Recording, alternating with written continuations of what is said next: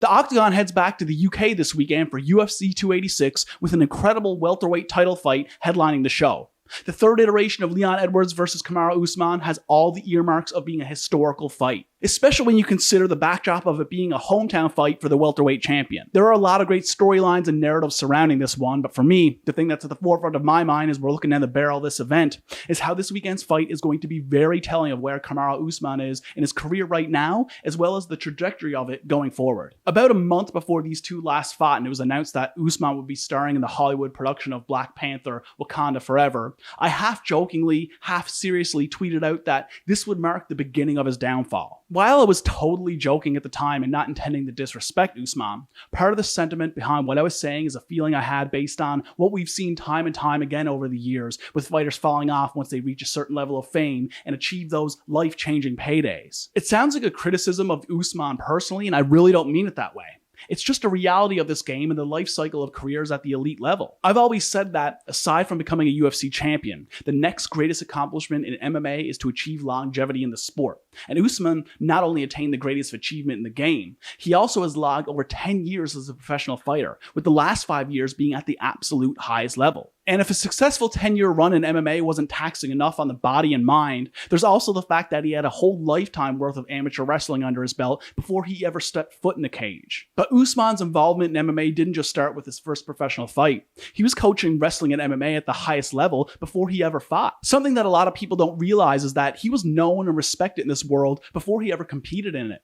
He was actually the wrestling coach on The Ultimate Fighter Season 14 for Team Mayhem Miller. The point is, it's been a long road with a lot of wear and tear, both physically and psychologically. The journey to the top is long and hard, but what's really difficult is maintaining that level of excellence after such a prolonged period of time being at the absolute top of the game. Especially when you reach the point to where your finances are strong, you have multiple revenue streams, and you've already been at the top. Been there, done that. The ability to maintain the motivation with all these newfound distractions and opportunities that comes along with the success of being a champion just makes it that much harder to keep your desire and focus in one spot.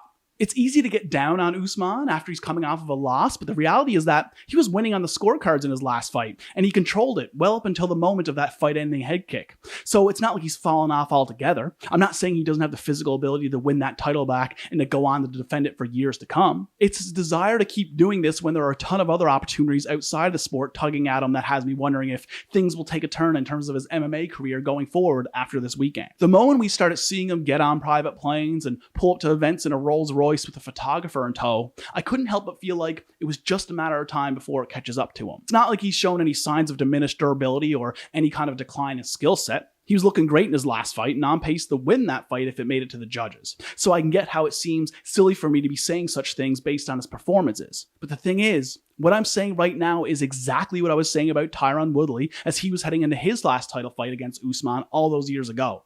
It's not that Woodley didn't have the skills, there was just multiple indications that his days of MMA competition, being the single most important thing in his life, were behind him. And this is not a personal attack on Usman. Who could ever fault him for going in another direction, for choosing to focus elsewhere after all he's accomplished and all he's been through in this life? He deserves to enjoy the fruits of his labor. It sounds as though this is a criticism, but it's really not.